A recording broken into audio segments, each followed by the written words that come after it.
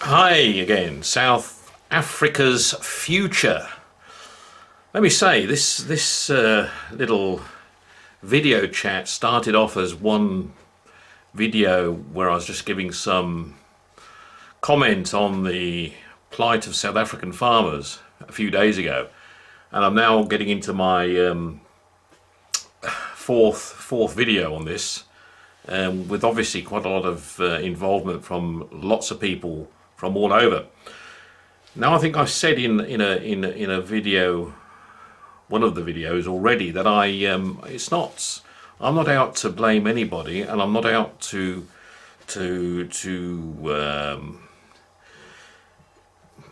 give anybody a hard time. I'm really here to share facts as I see them, and I'm a Brit living in the UK, but I do have quite a lot of knowledge of South Africa, just to let some of you guys know that have been commenting and saying that us Westerners from Europe haven't got much knowledge of the South African situation over there. I lived in South Africa from 1980 to 1996, so I've lived there for quite an extended period, and got to know a lot of people there, black people and white people, across the country, in Johannesburg, in Cape Town, and also out in the countryside in places like Nelspruit, Pietersburg, Tzaneen, and these sort of places as well. So I do know the South African dilemma, and have obviously been aware of what's been going on there for years. I've been living among it for 16, 17 years as well. So yeah, it's painful to see South Africa going through these current problems. I think it's important to note from my perspective. Some people have been writing comments that I'm sort of stepping away from blaming apartheid when I was part of apartheid, and things like this. And I just want to make this point very clear. I do not have any arguments with anybody in South Africa, none. Some other comments I should worry about Brexit, and also somebody made some comments about me, or all of us in the UK hate everybody outside the EU and inside the EU, and we're putting up our drawbridges and we're not going to do any. Well, that's just also, it's like the media you're reading over here. It's like the media, a lot of people are obviously picking up over there, and obviously there's the leftist argument, and then there's the argument on the right hand side. The point is, we don't want to see anybody being hurt. We don't want to see anybody being persecuted. I mean, I think South Africa is a wonderful country for all, and I mean that, for all. I'm not a South African, and but I do miss South Africa, and I think South Africa is a great country. But I do know a lot of South Africans, white and black, and the country is for all of them. They all have a future in South Africa. There are a lot of skills already that have left the country, and I really don't think South Africa can afford to lose any more skills, particularly the white skills at the moment. I mean, I think there's a limited amount of skill there now, and I think that's very important. I didn't really want to get into the history of South Africa, but I thought, because so many comments and things have been raised on both sides, I want to give a perspective in terms of South Africa from my own involvement. And I've already posted in my second video where I felt the most positive things that happened in South Africa in the last few decades, and I highlighted those with the release of Nelson Mandela and the inauguration and that first you know, after he won the first election, and the process that started kicking off with a very healthy situation, and the outside world all taking an active interest, and the potential for lots of overseas investment going in there, and the rainbow nation, as it were, on that road of rebuild. Well, I think, you know, the ANC government have had 25, well, 24, nearly 25, I did say 25, 24 years. And I think it's, you know, the presidents following Nelson Mandela, Thabo Mbeki and Jacob Zuma, have both failed dismally. They, you know, whereas Nelson Mandela was recognized worldwide as a brilliant statesman and someone who they could see that he could orchestrate how it was going to go forward, and he was very, very close to a lot of leaders around the world in sharing his philosophy and what was happening in South Africa and his vision for the future for South Africa. Other leaders have been less forthcoming out of South Africa. And I'm hoping Cyril Ramaphosa is going to be that individual that is going to take South Africa forward and make it a healthy, wealthy country for all South Africans that live in South Africa. I think this difficulty with where South Africa is positioning itself at the moment, with some people, with this very much left influence starting to make claims for the position of the country, are unfortunate. We know they're out there, but we also know that there is a very, very clear opportunity still to make this a positive run for the country. Sorry, my daughter's just going out the door, so that's why I've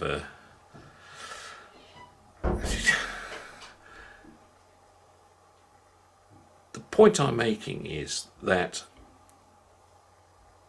we already know communism has failed in most countries of the world. In most countries of the world, it has failed. China, North Korea, you know, China's got a complexity that's very, very different. I don't think, you know, South African people fought hard for their freedom. To go into an infrastructure model like China would be, in my view, crazy. You know, and the hardships that would come with that. Do you think people are comfortable living in China? I mean, you know, China's got its own problems, and its human rights issues are appalling. I don't think that's the route forward for South Africa. It's certainly not going to entice investment by going down a route like that. So I think it's got to progress, but it's got to progress obviously by bringing the majority of the South African people up to a level of covering all those needs and requirements with their homes and their health and their education and jobs and all those important things that everyone should have in their own country. That gap has got to be made smaller between the very wealthy and the very poor. I've no problem with that. We have the same problem in Britain. Not to the extent it is in South Africa, obviously, but it's something that is a challenge in many countries around the world. But it's got to be done in a sensible way. You can't kick out all the people in the country that are making revenue for the country and employing people, and then expect to still have the same income coming in when you've got rid of those people. There's a, I don't know if I'm making sense, but there's a reality here. Now, this has been something that's been, it was identified already in the 40s and the 50s. And I know that our British Prime Minister at the time in 1960, Mr. Macmillan, who came down to Cape Town, he was travelling across Africa for a full month in February 1960, and his last part of his trip was in South Africa, where he spent about a week travelling around South Africa, and he finished off with addressing Parliament in Cape Town. I think it was Mr. Verwoerd was the Prime Minister of South Africa, and he made observations on the changes that were taking place in Africa, but not only in Africa, in other parts of the world as well. And it wasn't a warning. It was a putting the cards on the table from a British point of view of what he felt the South African government should then do at the time. And I think it was a lot of South Africans will be aware of that speech, I'm sure. But I would like to just cover it now and play it for you. It's about 40 minutes. For those of you that haven't heard it, I ask you to listen to this. It is well worth listening to, from the beginning to the end. And then please fire away your comments to me afterwards, because this is, I think, this was to me a key point in time. I mean, I was only 5 years old, so I don't remember the speech, but when I was coming to South Africa as a youngster, 24 years old, I remember my father telling me about this speech and what was happening in South Africa at the time, and so one could get a feel for how did it progress, because I went there in 1980 to South Africa. And we'll get into that discussion going forward. But I would like to just let everyone listen to this speech and get their feelings and thoughts, because it is very important. It's very important, I think, for everyone to hear this. Okay? President, Speaker, Ministers, ladies and gentlemen, it is a great privilege to be invited to address the members of both Houses of Parliament in the Union of South Africa. It is a unique privilege to do so in 1960, just half a century after the Parliament of the Union came to birth. And I'm most grateful to you for giving me this opportunity. I'm especially grateful to your Prime Minister, who invited me to visit this country and arranged for me to address you here today. My tour of Africa, or certain parts of Africa, the first ever made by a British Prime Minister in office, is now, alas, reaching its end. But it is fitting that it should culminate in the Union Parliament, here in Cape Town, in this historic city, so long Europe's gateway to the Indian Ocean and to the East. In the Union, as in all the other countries that I visited, my stay has been, of course, all too short. I wish it had been possible for me to spend longer time here, to see more of your beautiful country, and to get to know more of your people. But in the past week, I have traveled many hundreds of miles and met many people in all walks of life. I've been able to get at least some idea of the great beauty of your countryside, with its farms and its forests, mountains and rivers, and the clear skies and wide horizons of the veldt. I've also seen some of your great and thriving cities, and I'm most grateful to your government for all the trouble they have taken in making the arrangements which have enabled me to see so much in so short a time. Some of the younger members of my staff have told me that it has been a heavy program.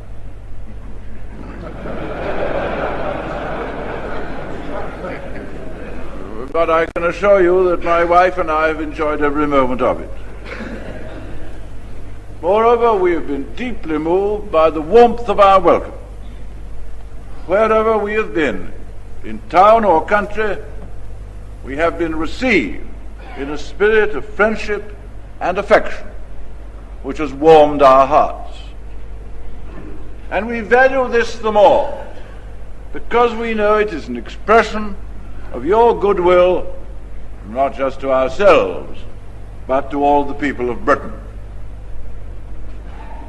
It is, as I have said, a special privilege for me to be here in 1960, when you are celebrating what I might call the golden wedding of the Union.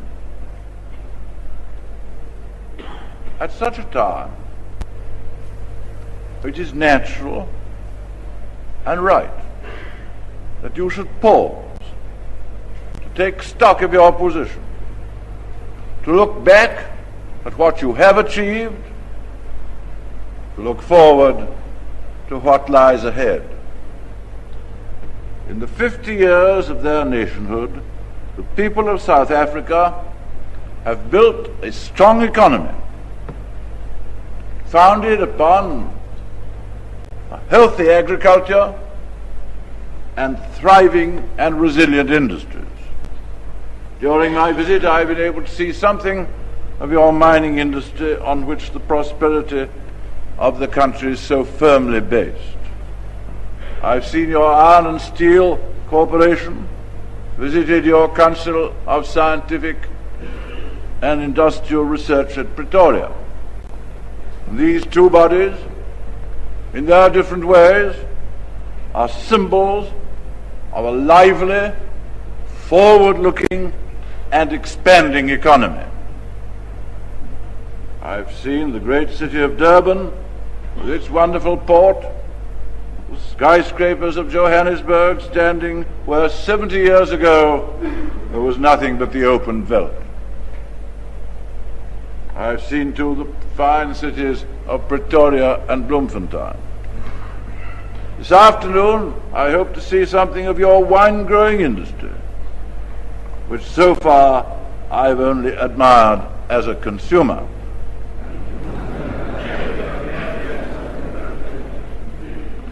No one could fail to be impressed with the immense material progress which has been achieved. That all this has been accomplished in so short a time is a striking testimony to the skill, the energy, and the initiative of your people. And we in Britain are proud of the contribution that we have made to this remarkable achievement. Much of it has been financed by British capital. According to the recent survey made by the Union government, nearly 2/3 of the overseas investment outstanding in the Union at the end of 1956 was British. That is after two staggering wars which have bled our economy white. But that is not all. We have developed trade between us to our common advantage, and our economies are now largely interdependent. You export to us raw materials and food, and of course gold, and we in return send you consumer goods or capital equipment. We take 1/3 of all your exports, and we supply a third of all your imports. This broad, traditional pattern of investment and trade has been maintained in spite of the changes brought by the development of our two economies. And it gives me great encouragement to reflect that the economies of both our countries, while expanding rapidly, have yet remained interdependent and capable of sustaining one another. You travel around this country by train, you will travel on South African rails made by ISCO. If you prefer to fly, you can go in a British Vickers. Here is true partnership, living proof of the interdependence between nations. Britain has always been your best customer, and as your new industries develop, we believe that we can be your best partners too. In addition to building this strong economy within your own borders, you have also played your part as an independent nation in the world. As a soldier in the First World War, and as a minister in Sir Winston Churchill's government in the Second, I know personally the value of the contribution which your forces made to victory in the cause of freedom. I know something too of the inspiration which General Smuts brought to us in Britain in our darkest hours. Again, in the Korean crisis, you have played your full part. Thus, in the testing times of war or aggression, your statesmen and your soldiers have made their influence felt far beyond the African continent. In the period of Reconstruction, when Dr. Milan was your Prime Minister, your resources greatly assisted the recovery of the Sterling area in the post-war world. Now, in the no less difficult tasks of peace, your leaders in industry, commerce, and finance continue to be prominent in world affairs. Today, your readiness to provide technical assistance to the less well-developed parts of Africa is of immense help to the countries that receive it. It is also a source of strength to your friends in the Commonwealth and elsewhere in the Western world. You are collaborating in the work of the Commission for Technical Cooperation in Africa south of the Sahara, and now in the United Nations Economic Commission for Africa. Your Minister for External Affairs intends to visit Ghana later this year. All this proves your determination as the most advanced industrial country of the continent to play your part in the new Africa of today. So, as I've traveled around the Union, I've found everywhere, as I expected, a deep preoccupation with what is happening in the rest of the African continent. I understand and sympathize with your interest in these events and your anxiety about them. Ever since the breakup of the Roman Empire, one of the constant facts of political life in Europe has been the emergence of independent nations. They have come into existence over the centuries in different forms, different kinds of government, but all have been inspired by a deep, keen feeling of nationalism, which has grown as the nations have grown. in the 20th century, and especially since the end of the war, the processes which gave birth to the nation states of Europe have been repeated all over the world. We have seen the awakening of national consciousness in peoples who have for centuries lived in dependence upon some other power. 15 years ago, this movement spread through Asia. Many countries there, of different races and civilizations, pressed their claim to an independent national life. Today, the same thing is happening in Africa. And the most striking of all the impressions that I've formed since I left London a month ago is of the strength of this African national consciousness. In different places, it takes different forms, but it is happening everywhere. The wind of change is blowing through this continent, and whether we like it or not, this growth of national consciousness is a political fact, and we must all accept it as a fact, and our national policies must take account of it. Of course, you understand this better than anyone. You are sprung from Europe, the home of nationalism, and here in Africa you have yourselves created a free nation, a new nation.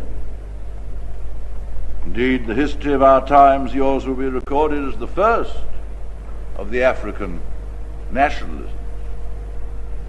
And this tide of national consciousness, which is now rising in Africa, is a fact for which you and we and the other nations of the Western world are ultimately responsible.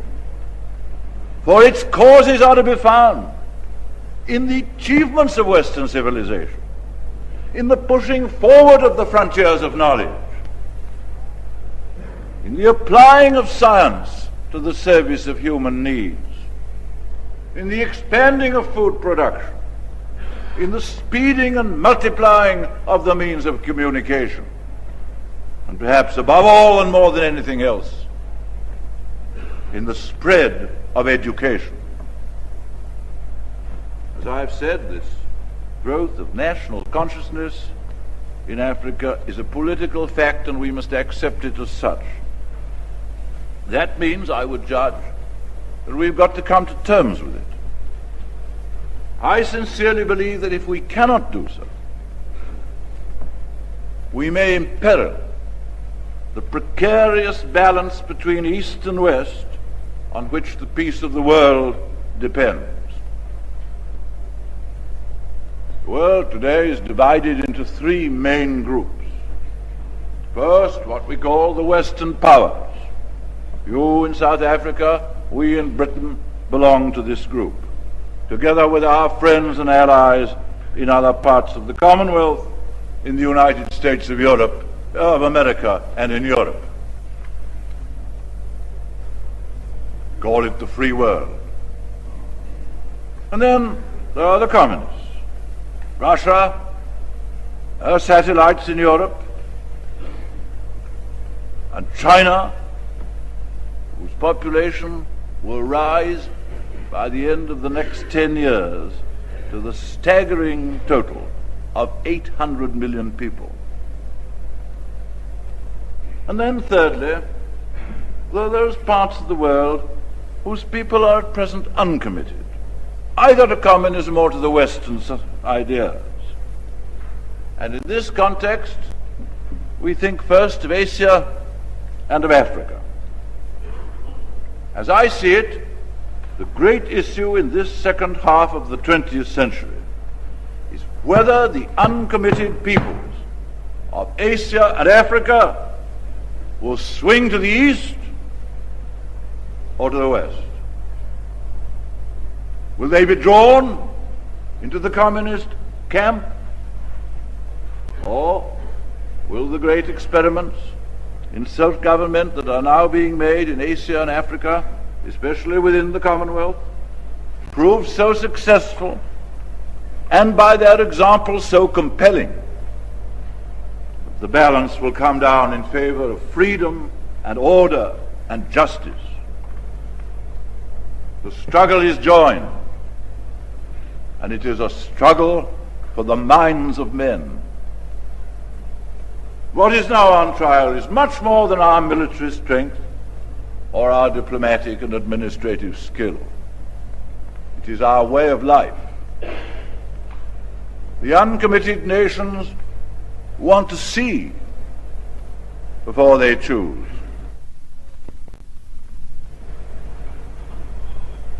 What can we show them to help them choose right?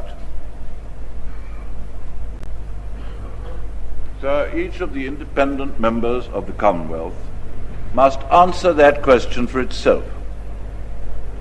It is a basic principle of our modern Commonwealth that we respect each other's sovereignty in matters of internal policy. At the same time, we must recognize that in this shrinking world in which we live today, the internal policies of one nation may have effects outside it. So we may sometimes be tempted to say, mind your own business. But in these days I would expand the old saying so that it runs, mind your own business, of course, but mind how it affects my business too. If I may be very frank, I would venture to say now this. What governments and parliaments in the United Kingdom have done since the last war in according independence to India, Pakistan, Ceylon, Malaya and Ghana, and what they will do for Nigeria and other countries now nearing independence, all this, although we must take and do take full and sole responsibility for it, we do in the belief that it is the only way to establish the future of the Commonwealth and of the free world on sound foundations. All this, of course, is of deep concern to you, for nothing we do in this small world can be done in a corner and remain hidden. What we do today in West, Central and East Africa becomes known to everyone in South Africa, whatever his language, colour or traditions. And let me, sir, assure you, and all those here assembled, and all who may be listening, in all friendliness, that we are well aware of this, that we have acted and will act with full knowledge of the responsibility we have to you and to all our friends. Nevertheless, I'm sure you will agree that in our own areas of responsibility, we must each do what we think right. What we British think right derives from a long experience, both of failure and success, in the management of these affairs. We try to learn and apply the lessons of both. Our judgment of right and wrong and of justice is rooted in the same soil as yours, in Christianity and in the rule of law as the basis of a free society. This experience of our own explains why it has been our aim in the countries for which we have borne responsibility, not only to raise the material standards of life, but to create a society which respects the rights of individuals, a society in which men are given the opportunity to grow to their full stature, and that must, in our view, include the opportunity of an increasing share in political power and responsibility. A society, finally, in which individual merit, and individual merit alone, is the criterion for man's advancement, whether political or economic.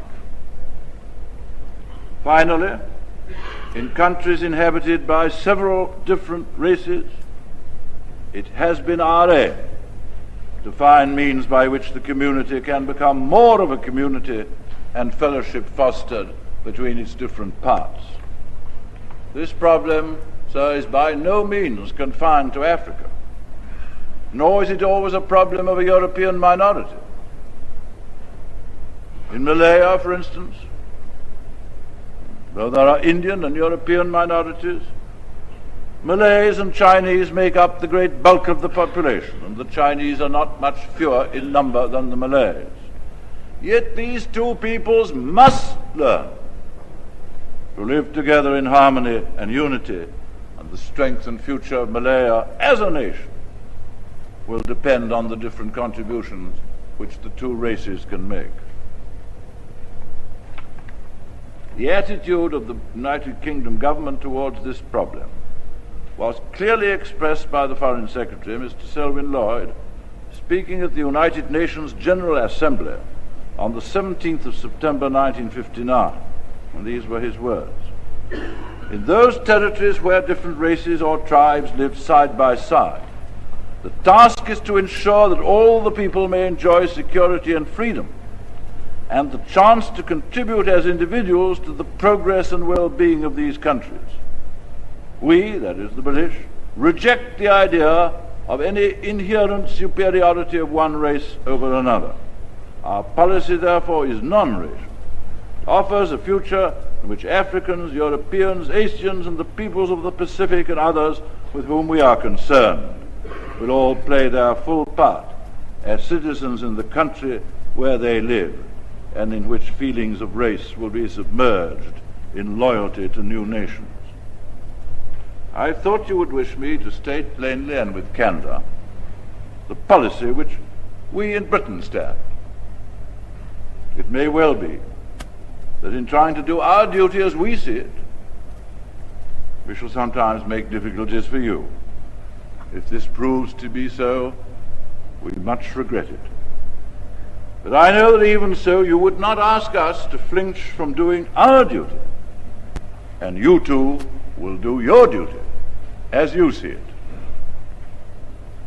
I'm well aware of the peculiar nature of the problems with which you are faced in the Union. I know the difference between your situation and that of many other states in Africa. We have here 3 million people of European origin. This country is their home. It has been their home for hundreds of years. They have no other home. And the same is broadly true of Europeans in Central and East Africa. Of course, in most other states, those who have come to work from Europe have only come to work, spend their working life, contribute their skill, perhaps teach, perhaps administer, and then go home. And that's quite a different problem. The problems to which you and all members of this Parliament must address yourselves are therefore very different from those which face the parliaments and countries of homogeneous nations.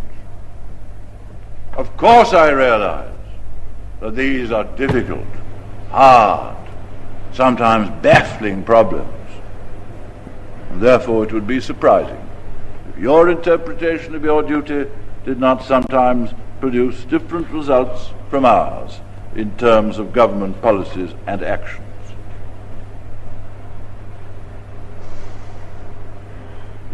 As a fellow member of the Commonwealth, we always try, and I think we have succeeded, in giving to South Africa our full support and encouragement.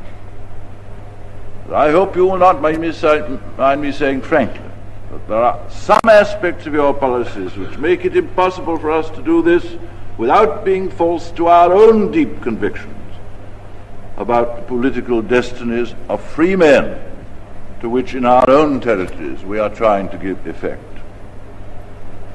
I think, therefore, that we ought, as friends, to face together, without seeking, I trust, to apportion praise or blame. Fact that in the world of today, this difference of outlook lies between us. I said that I was speaking as a friend. I can perhaps almost claim to speak as a relation, for we Scots can claim family connections with both the great European sections of your people. Not only with the English-speaking people, but with the Afrikaans-speaking people. This is a point which hardly needs emphasis in Cape Town, where you can see every day the statue of that great Scotsman Andrew Murray. His work in the Dutch Reformed Church, in the Cape, and the work of his son in the Orange Free State was among the Afrikaans-speaking people. There has always been a very close connection between the Church of Scotland and the Church of the Netherlands. The Synod of Dort plays the same great part in the history of each. And many aspirants to the ministry of Scotland, especially in the 17th and 18th centuries, went to pursue their theological studies in the Netherlands. I think Scotland can claim to have repaid its debt to South Africa. I'm thinking particularly of the Scots in the Orange Free States, not only of the younger Andrew Murray, but also the Robertsons, the Frasers, the MacDonalds, families who have been called, I think, the Free State clans, who became burghers of the old Free State and whose descendants still play their part there. But though I count myself a Scot, my mother was an American. And the United States provides a valuable illustration of one of the main points which I've been trying to make today. The population of America, like yours, is a blend of many different strains. And over the years, most of those who've gone to North America have gone there in order to escape conditions in Europe, which they found intolerable. The Pilgrim Fathers were escaping from persecution as Puritans.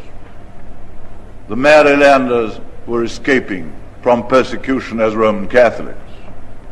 And throughout the 19th century, a stream of immigrants flowed across the Atlantic from the old world to the new to escape from the poverty of their homeland. Now in the 20th century, the United States has provided asylum for the victims of political oppression in Europe. And so, for the majority of their inhabitants, America has been a place of refuge, a place to which people went because they wanted to get away from Europe. It's not surprising, though, that for many years the main objective of American statesmen, supported by American public opinion, was to isolate themselves from Europe.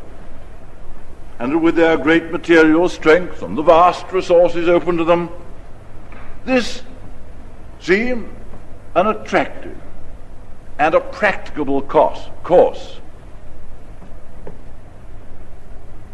Nevertheless, twice in my lifetime, in the two great wars of these 50 years, they have been unable to stand aside. Twice, their manpower in arms has streamed back across the Atlantic and shed its blood in those European struggles from which their ancestors thought they could escape by emigrating to the New World. When the Second War was over, they were forced to recognize that in the small world of today, isolationism is out of date. And more than that, offers no assurance of security. The fact is that in the modern world, no country, not even the greatest, can live for itself alone. Nearly 2,000 years ago, at a time when, you might say, the whole of the civilized world was comprised within the confines of the Roman Empire, St. Paul proclaimed one of the great truths of history: we are all members one of another. During this 20th century, this eternal truth has taken on a new and exciting significance. It has always been impossible for the individual man to live in isolation from his fellows in the home, the tribe, the village, or the city. Today it is impossible for nations to live in isolation from one another. What Dr. John Donne said of individual men 300 years ago is true today of my country, of your country, and of every country in the world. Any man's death diminishes me because I am involved in mankind.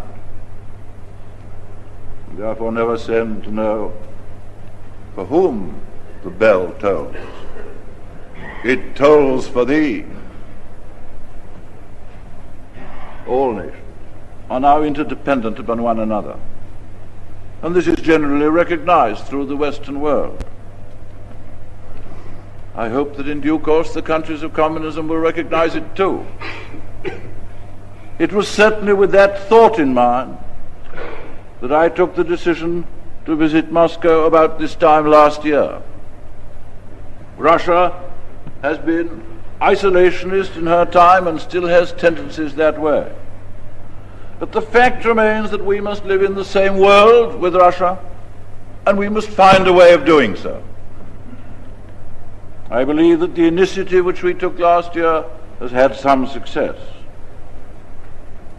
Although grave difficulties may lie ahead, nevertheless I think nothing good can come out of extending contacts between individuals, contacts in trade, and through the exchange of visitors. I certainly do not believe in refusing to trade with people because you may happen to dislike the way they manage their internal affairs at home. Boycotts will never get you anywhere.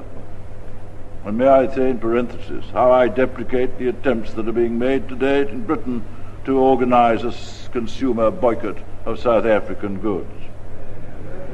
It has never been the practice, so far as I know, of any government in the United Kingdom of whatever complexion to undertake or support campaigns of this kind designed to influence the internal politics of another Commonwealth country.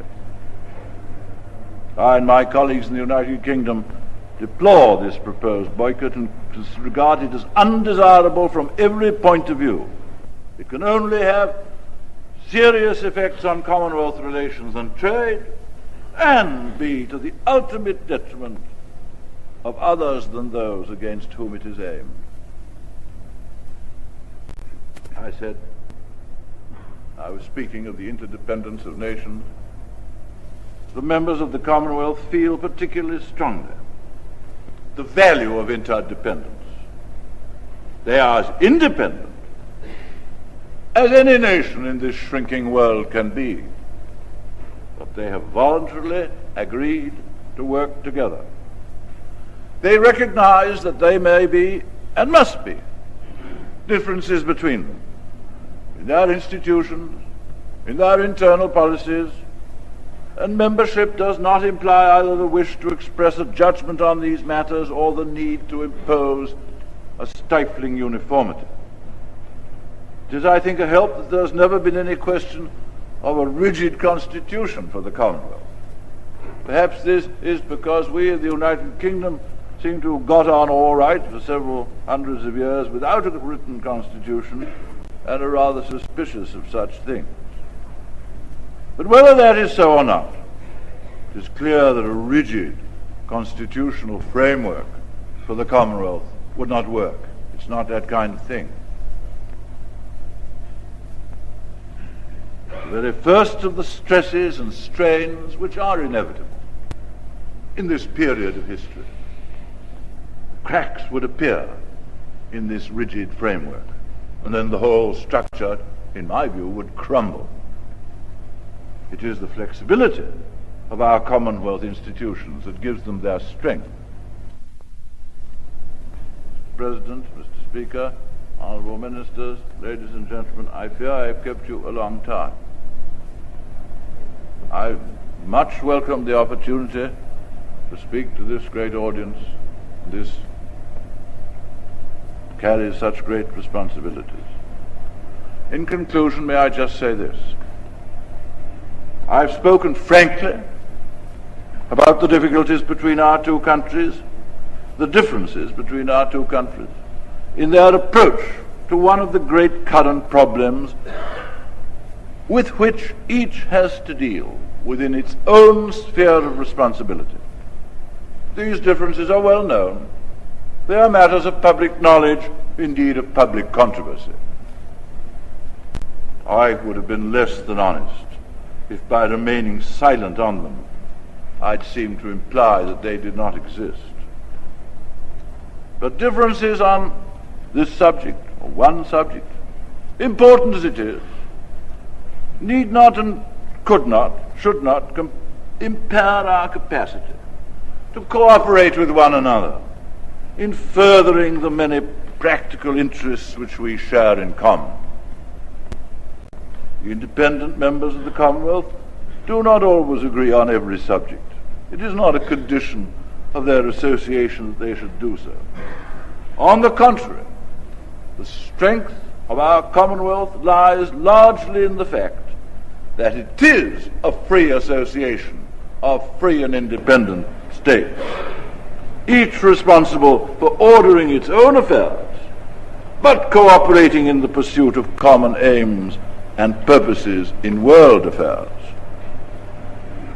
Moreover, these differences may be transitory. In time, they may be resolved.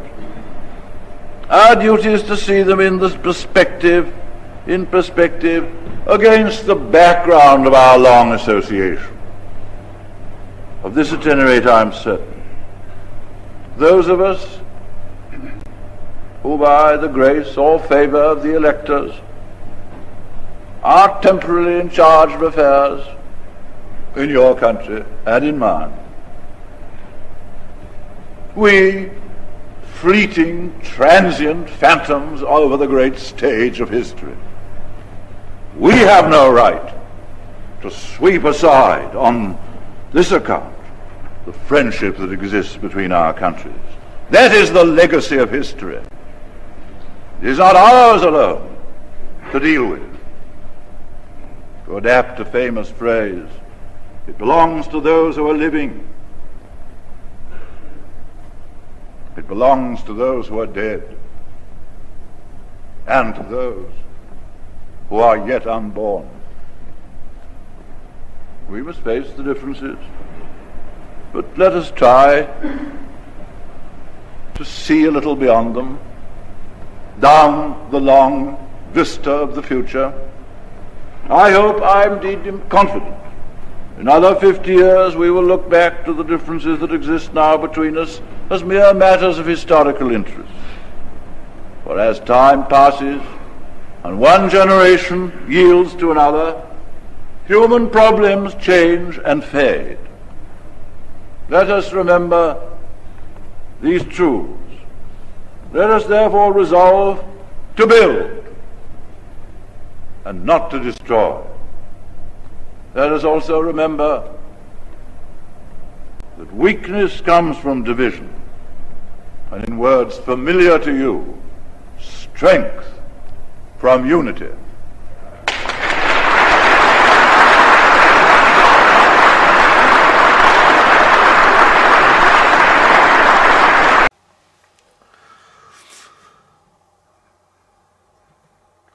Okay, it was, as I say, it's very easy to analyse history and what was said and you know, what would happen. Well, we all know the result of, after that visit from Mr. Macmillan in 1960, Mr. Verwoerd made it clear he didn't agree with the suggestions that were being made by the British Prime Minister, and he again politely, and there was always a relationship maintained between Britain and South Africa, but it was after that year, I think it was the following year, that South Africa declared itself a republic and pulled away from the British Commonwealth and continued with its apartheid process of development. Now, you know, some could argue, was that the point when probably the wrong direction was taken? I don't know. Was it further back that the direction was taken wrong? I don't know.